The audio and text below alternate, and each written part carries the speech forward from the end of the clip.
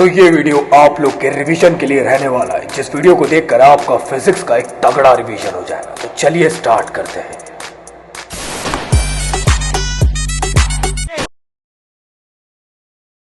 Bye bye Tata गया, मजा आया। और मैं ये जो मजा है हिंदुस्तान के हर व्यक्ति को देना चाहता हूँ।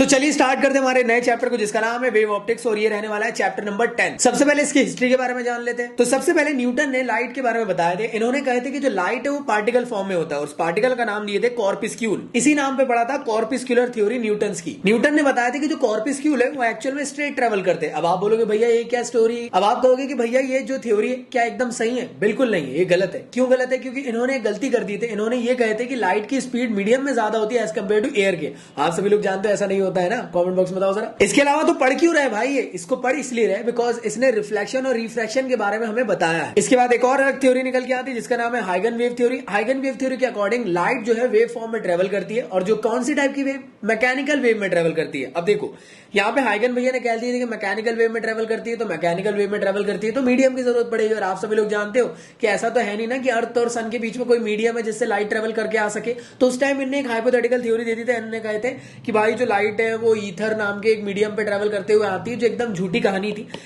तो अब आप कहोगे कि भैया हम तो जानते हैं कि वेव नेचर में ही लाइट फॉलो अप करती है, लेकिन मैकेनिकल वेव में नहीं, नॉन मैकेनिकल वेव में ट्रेवल करती है, जिसको मीडियम की जरूरत नहीं पड़ती। उसको हम लोगों ने ईएम वेव में पढ़े। तो आप बोलोगे भैया ये भी थ्योरी गलत है, तो पढ़ क्यों रहे?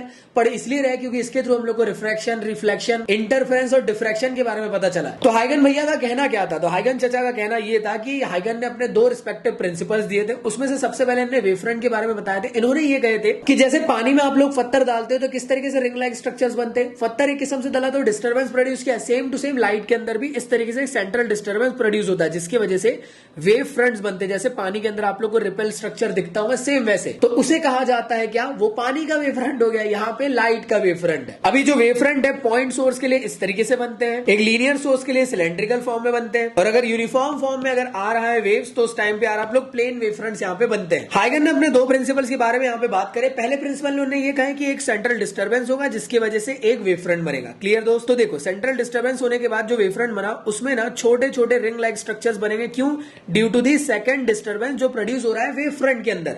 और उन सभी को अगर मैं टेंजेंशियली ज्वाइंट कर दूं तो एक नया वेव फ्रंट फॉर्म हो जाता है। वो ये दोनों लाइन के अंदर लिखा हुआ है। क्लियर दोस्तों? तो इसके बाद अगले आते हैं दो लॉस, काफी इंपॉर्टेंट। इनमें से एक कोई भी आ सकता है, law of reflection using Huygen principle. इसमें यार देखो दो लाइट को साथ में लेकर आया गया, और आप जानते हो कि ये वेव फ्रंट बनाते हुए आ रहे होंगे। तो यहाँ पे एक नाम दे दिया गया वेव फ्रंट, जिसका नाम दिया गया इंसिडेंट वेव फ्रंट। टकराने के बाद लाइट गया तो ये रिफ्लेक्टेड लाइट है, तो reflected light reflected wave front बनाते हुए चला।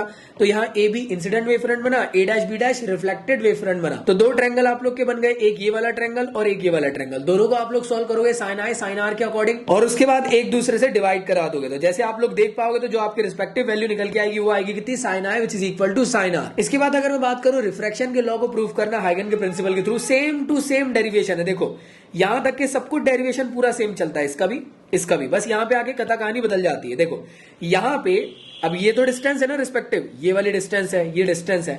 तो ये distance which is equal to कितना होता है? Speed into time. तो कितनी वेलोसिटी के साथ यहाँ पे ट्रेवल कर रहा है? सी वेलोसिटी के साथ। टाइम कितना? टी। तो टकराने के बाद भी वो सेम मीडियम पे गया, इसलिए वहां पे सी टी दिख रहा होगा आपको। देखो लेकिन रिफ्रैक्शन के केस में ऐसा नहीं होता है। रिफ्रैक्शन के केस में क्या हो रहा है? पहले वो एयर मीडियम से दूसरे मीडियम पे जा रहा है। इस वजह से आप ऑब्जर्व कर रहे होंगे यहाँ सी आया और यहाँ पे वी आया। दोनों की वैल्यू पुट करें तो यहाँ पे sine i upon sine r which is equal to mu होता है, जिसको स्नेल्स लॉ कहते हैं। अगला टॉपिक है इंटरफेरेंस। तो इंटरफेरेंस एक डरावना वाला टॉपिक है, तो इसमें परेशान नहीं होना है। इंटरफेरेंस क्या होता है? इंटरफेरेंस का मतलब ये कि जब दो वेव्स एक दूसरे के साथ सुपर इम्पोज होती है तो क्या बड़ी बड़ी वेव्स बनाती है या छोटी छोटी वेव्स? ये कॉन्सेप्ट कहलाता है इंटरफेरेंस का। इंटरफेरेंस में दो टॉपिक काफी इंपॉर्टेंट है। एक है पाथ डिफरेंस। मान लो एक वेव है वो इतना ट्रेवल कर रही है, दूसरी वेव इतना ट्रेवल कर रही है। आपको बताना है कि इन दोनों की वेव के बीच में कितना पाथ का डिफरेंस हुआ, कौन कितना ज्यादा चली। तो आप क्या करोगे? जो ज्यादा चली है उसको माइनस करा दोगे कम वाले से, तो आपके पास पाथ का डिफरेंस निकल जाएगा। अब बात निकल के आती है फेज डिफरेंस की। तो फेज डिफरेंस आप लोग हमेशा डिनोट करोगे कि कितना वेव ने फेज चली। देखो यहां तक के कितना हुआ? π/2। तो इसका फेज कितना हुआ?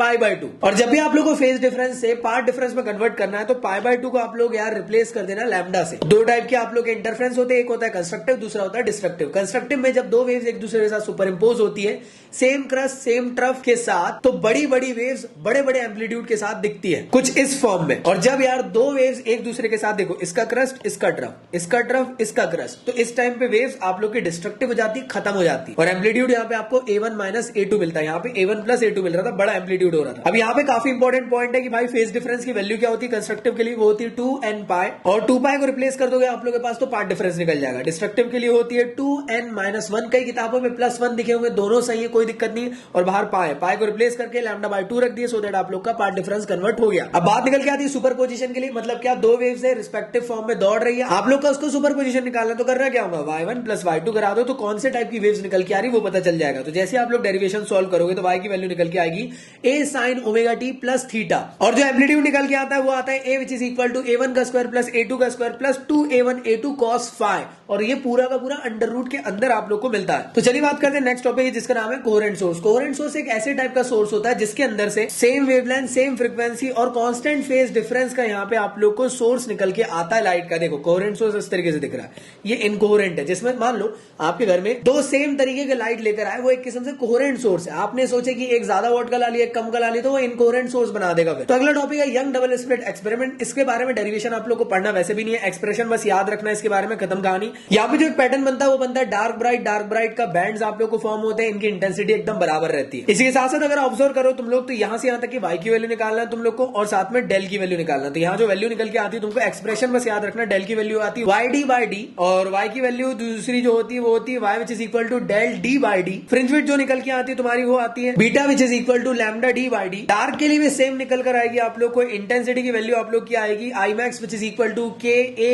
का स्क्वायर, मतलब मैक्सिमम एम्पलीट्यूड के साथ। और इंटेंसिटी ग्राफ कुछ इस फॉर्म का बनता है, बहुत ज्यादा इंपॉर्टेंट है, याद रखना। भले ही सेंट्रल मैक्सिमा हो यहाँ पे, लेकिन नाम सेंट्रल मैक्सिमा है, लेकिन ऐसा नहीं है कि हर ये मैक्सिमा रहेगा जो डिफ्रैक्शन में दिखता है। आप लोग यहाँ पे सबकी इंटेंसिटी बराबर रहती है। तो डिफ्रैक्शन की बात कर लेते हैं। तो डिफ्रैक्शन एक ऐसे टाइप का फिनोमिना है जहां पे लाइट बैंड हो जाती है किसी भी ऑब्स्टेकल के कॉर्नर से। जैसे कि देखो अब आपको लग रहा होगा कि परछाई आएगी पूरा इसके पीछे तक के शेडो आएगा, ऐसा नहीं होता। ये जो कॉर्नर है यहां से भी लाइट बैंड होकर नीचे तरफ चल जाता है। अब दो तरीके के आप लोग के डिफ्रैक्शन होते हैं, एक होता है फ्रेसनल डिफ्रैक्शन, दूसरा होता है फ्रॉनहोफर। फ्रेसनल में सिंपल एक स्लिट यूज होती है और डायरेक्टली स्क्रीन पर लाइट फॉल कराई जाती है। फ्रॉनहोफर में अंदर में एक कॉन्वेक्स लेंस यूज होता है। फ्रॉनहोफर वाला डिफ्रैक्शन बहुत ज्यादा इंपॉर्टेंट है, इसका डायग्राम आपको अच्छे से याद होना चाहिए। ये जो पूरा का पूरा अरेंजमेंट, इसे फ्रॉनहोफर अरेंजमेंट कहते हैं। कई बार ये भी 1 नंबर 2 नंबर में पूछ लिया जाता है। इसमें जो स्पेसिफिक आप लोग का पार्ट डिफरेंस निकल के आता है वो आता है D sin थीटा, और थीटा की वैल्यू आती है आप लोग की डेल/D, और y की वैल्यू सेम वही निकल के आती है डेल D/d। मैक्सिमम मिनिमम यहाँ पे λD/D सेम वही रहता है। एंगुलर विड्थ की वैल्यू भी आप लोग की एकदम सेम आती है, और जो सेंट्रल मैक्सिमा है वो ज्यादा आता है। क्यों? क्योंकि 2 टाइम्स ऑफ आप लोग को यहाँ फ्रिंज विड्थ मिलेगी, साथ ही साथ 2 टाइम्स ऑफ एंगुलर विड्थ भी मिलेगी। तो ये फ्रिंज विड्थ का आप लोग को कॉन्सेप्ट याद रख, तो ये वाला आप लोग को इसको अच्छे से ध्यान रखना है। और इसका जो इंटेंसिटी ग्राफ बनता है यहाँ पे बीचों बीच में अगर आप ऑब्जर्व करोगे तो यहाँ पे मैक्सिमम आप लोग को यार इंटेंसिटी शो होती है। तो इन दोनों के ग्राफ बहुत इंपॉर्टेंट है। सेंट्रल मैक्सिमम में मैक्सिमम ब्राइट आप लोग को दिखेगा, और जैसे जैसे दूर जाते जाओगे वैसे वैसे इंटेंसिटी कम होते हुए चलती है। तो यहाँ से चैप्टर समाप्त। आई होप आप लोग को क्लियर हो चुका होगा और आप लोग का पूरा रिविजन हो चुका होगा। साथ में एक चीज और याद रखें, आज मैं आप लोगों के लिए लेके आने वाला हूँ MCQ बैटल, जो कि रहने वाला है one of the most important class आप सभी लोगों के लिए 8 PM को, जहां पे मैं one of the most important वाले MCQs करवाने वाला हूं, जो कल आप लोग के 18 मार्क्स दिला सकते हैं। तो बेशक आप आज के क्लास में जरूर आइएगा। लाइव सेशन रहने वाला है 8 PM को, लिंक डिस्क्रिप्शन में गिवन है, फ्री क्लास है, ज्वाइन जरूर करें। इन्विटेशन कोड मांगे तो मेरा नाम ZKI जकी डालें और अपनी क्लास को एनरोल करें। तो मिलते हैं हम लोग आज शाम को 8 बजे, तब तक के लिए गुड बाय। टाटा गया, मजा आया। और मैं ये जो मजा है हिंदुस्तान के हर व्यक्ति को देना चाहता हूँ।